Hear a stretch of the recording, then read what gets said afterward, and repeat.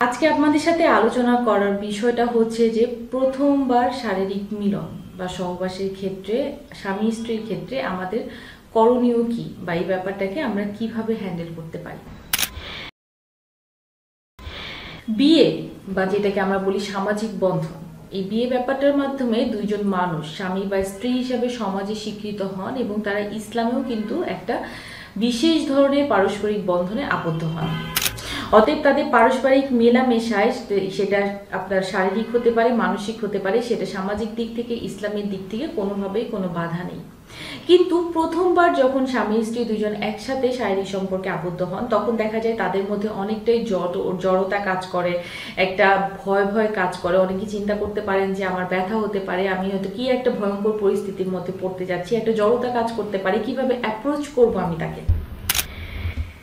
এই ব্যাপারগুলো থেকে যদি আমরা একটু চিন্তা করে নেই, এই ব্যাপারটা হয়তো আমাদের লাইফের জন্য একটু ইজি হয়ে যেতে পারে। আমি যখন প্রথমবার আমার স্বামী স্ত্রী যখন দুইজন একজন আরেকজনের সাথে প্রথমবার আপনার একই ঘরে একই ছাদের নিচে একটা রুমের মধ্যে আবদ্ধ হবেন, তখন প্রথম যেটা করতে হবে, ইসলামের দিক থেকেও যেটা আমরা বলি যে বিয়ের প্রথম রাতে আপনি যখন একে অপরের সাথে ফিজিক্যাল ইন্টিমেসিতে যাবেন তার আগে অবশ্যই লেখা আছে পরিপূর্ণভাবে যে আপনি একটা দোয়া পড়ে নিন, যে দোয়াতে প্রথমেই আপনার বলা থাকবে যে যে কোনো ধরনের কুমন্ত্রণা, কোনো কুপ্ররোচনা, কোনো প্রভাব থেকে এবং শয়তানের প্ররোচনা থেকে যেন ওই কাপলদেরকে, ওই স্বামী স্ত্রীকে যেন বাঁচিয়ে রাখে। তারা যেন অবশ্যই পারস্পরিকভাবে এই দোয়াটা পড়ে তারপরে যেন তারা সহবাসের দিকে যায়।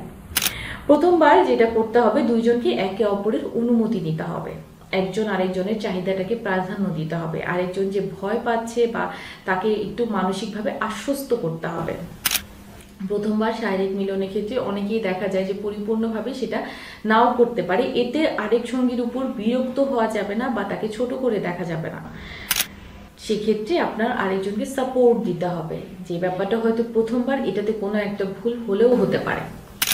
অনেকের ক্ষেত্রে দেখা যাবে যে প্রথম শারীরিক মিলনের ফলে নারীদের কিছুটা হলেও রক্তপাত হয়। যদি আপনার হাইমেনের পাতলা পর্দাটা ফেটে গিয়ে থাকে সেক্ষেত্রে প্রথমবারের মতো, তাহলে দেখা যায় রক্তপাত হয়, অনেকে এতে আতঙ্কিত হয়ে যায় এবং পরবর্তীকালে আবার ফিজিক্যাল রিলেশন করতে আপনার ভয় পায়। সেক্ষেত্রে চিন্তা করতে হবে যে না, যেহেতু এটা প্রথমবার এরকম আপনার হচ্ছে, আমি আমার সঙ্গীকে, আমি আমার স্ত্রীকে কিছুটা হলেও আশ্বস্ত করব।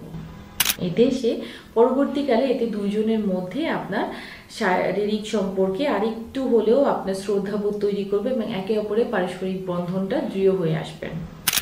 যদি আমরা ভয় না পেয়ে, জড়তা না করে, স্বামী স্ত্রীর যে পবিত্র সম্পর্কটা মহান আল্লাহ তাআলার কাছ থেকে চলে আসছে এটার উপর শ্রদ্ধাবোধ তৈরি করি এবং আমরা অবশ্যই জিনিসগুলো ইসলামিক শরীয়ত মোতাবেক এবং আমাদের মেডিকেল টার্মে চিকিৎসকের শরণাপন্ন হয়ে যেভাবে বলে সেভাবে আমরা এই জিনিসটাকে জীবনে উপভোগ করার চেষ্টা করি।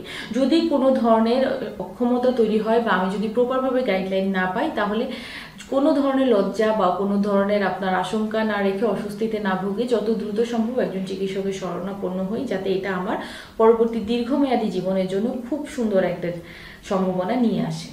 আজকে এই পর্যন্তই। আপনারা ভালো থাকবেন।